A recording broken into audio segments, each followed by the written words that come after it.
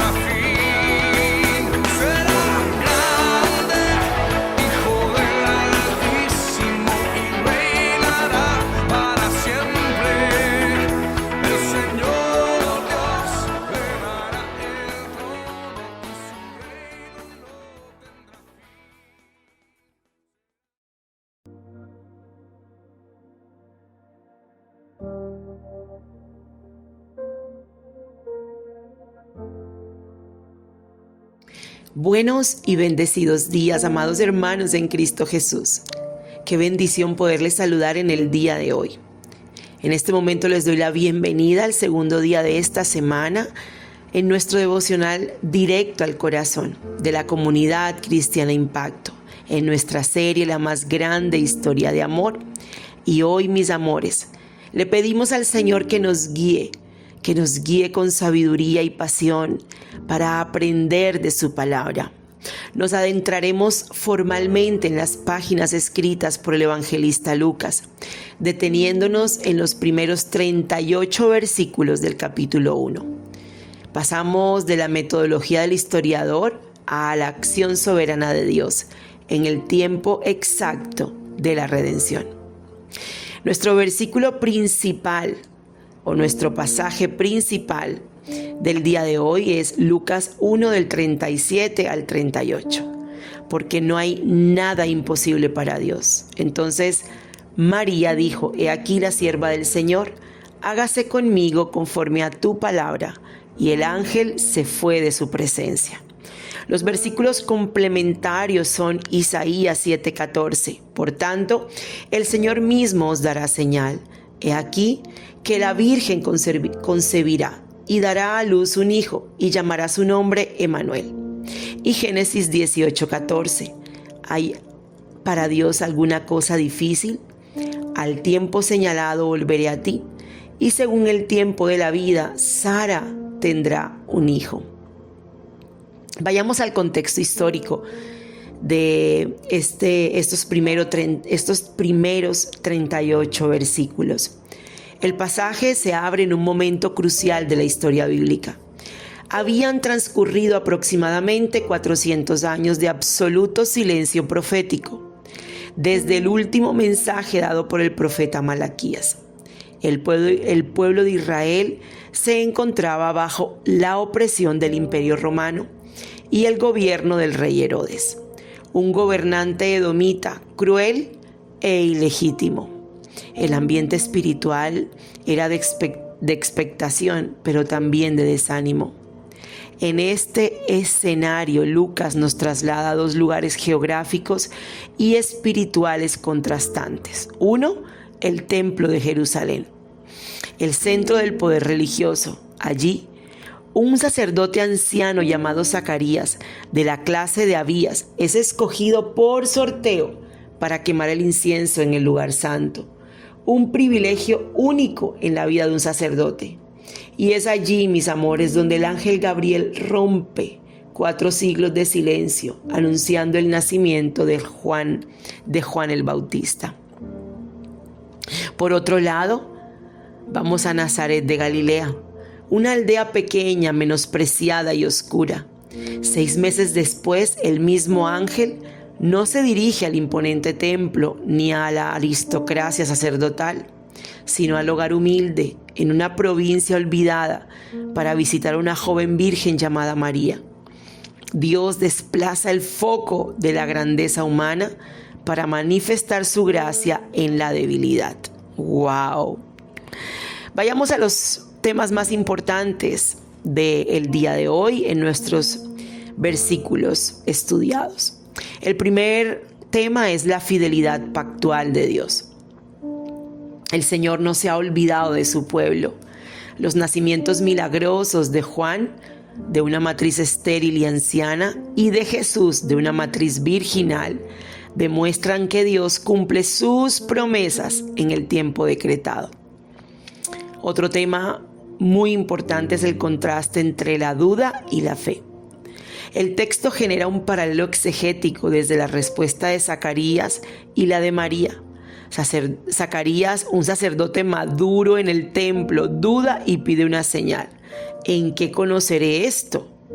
Quedando mudo como consecuencia de su incredulidad. María, por otro lado, una joven sencilla en su aldea, pregunta por el método biológico. ¿Cómo será esto? Pero inmediatamente se somete en fe y obediencia absoluta.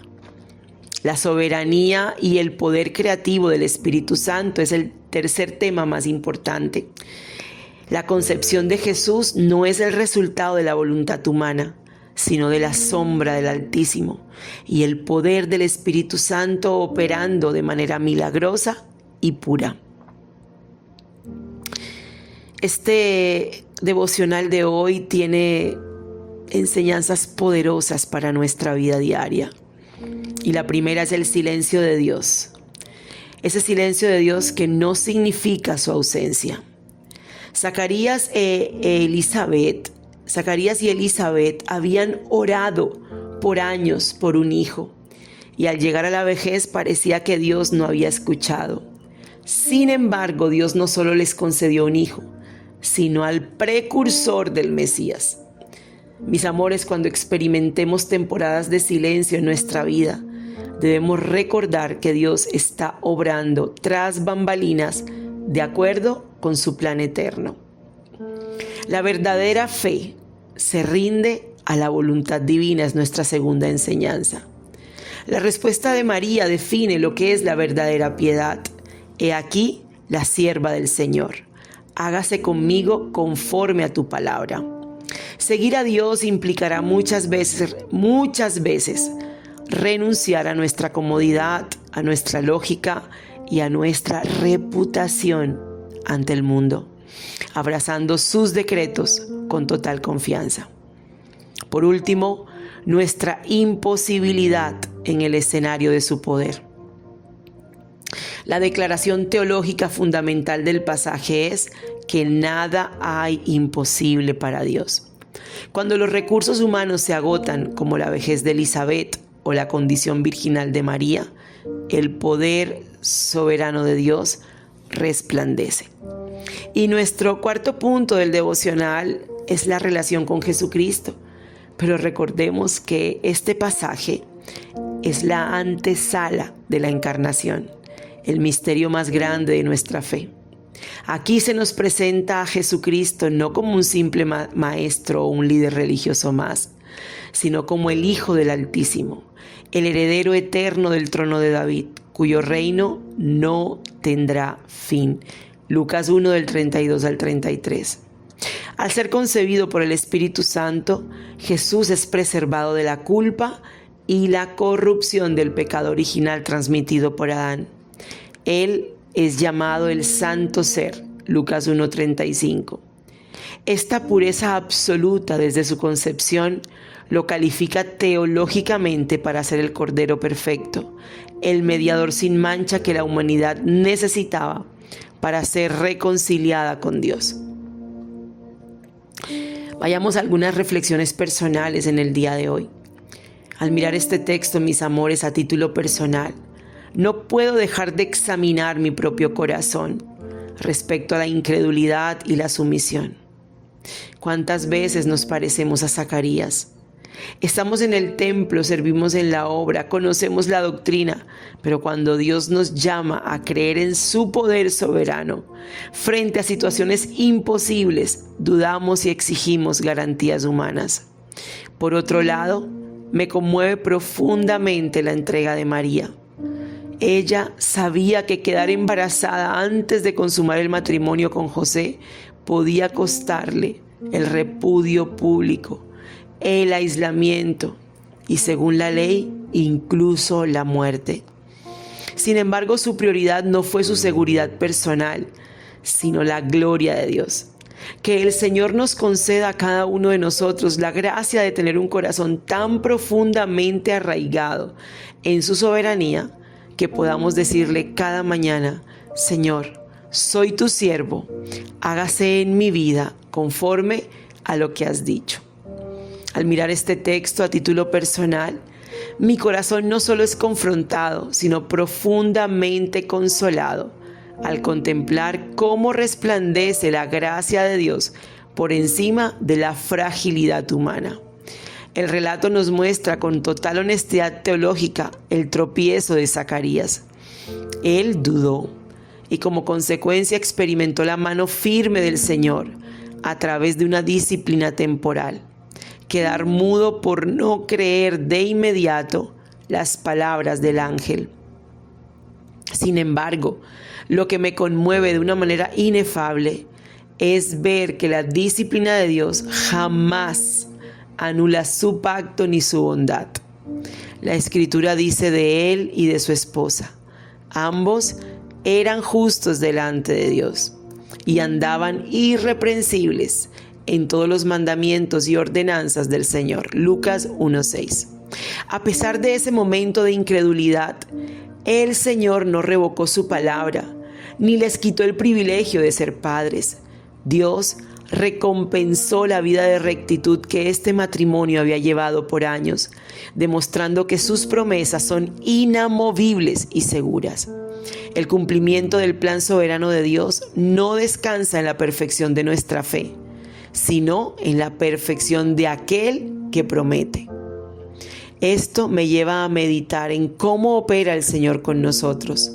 Él es un Padre Santo que disciplina a sus hijos cuando flaqueamos, tal como lo hizo con Zacarías. Y ahora quedarás mudo y no podrás hablar hasta el día en que esto se haga, por cuanto no creíste mis palabras, las cuales se cumplirán a su tiempo. Lucas 1:20. Pero esa misma disciplina es pedagógica y redentora, porque al final la misericordia de Dios fue infinitamente superior a la incredulidad de Zacarías. El silencio forzado del sacerdote se convirtió en el vientre donde se gestó una alabanza aún mayor. Cuando el niño nació y Zacarías obedeció al escribir su nombre, su boca se abrió para bendecir a Dios. ¡Qué descanso para nuestras almas! Aunque pasemos por procesos de disciplina debido a nuestras dudas, la misericordia de Dios siempre triunfa. Su fidelidad corre por encima de nuestros errores y sus promesas se cumplirán irremediablemente a su tiempo. Oremos. Dios Todopoderoso, soberano del tiempo y de la historia, te alabamos porque tú nunca olvidas tus promesas de gracia. Gracias porque aún en los periodos donde percibimos silencio, tú estás gobernando con perfecta sabiduría. Te pedimos, Señor, que perdones nuestras dudas e incredulidades y que por medio de tu Espíritu Santo remedies la dureza de nuestro corazón. Concédenos la fe obediente y sumisa de María para rendir nuestros planes y nuestro futuro ante tus pies. Gracias por enviar a tu Hijo Santo, el Rey eterno, a asumir nuestra humanidad para darnos salvación. En el nombre poderoso de Jesús. Amén, amén y amén. Dios les bendiga, amados hermanos. Que tengan un día precioso de la mano del Señor.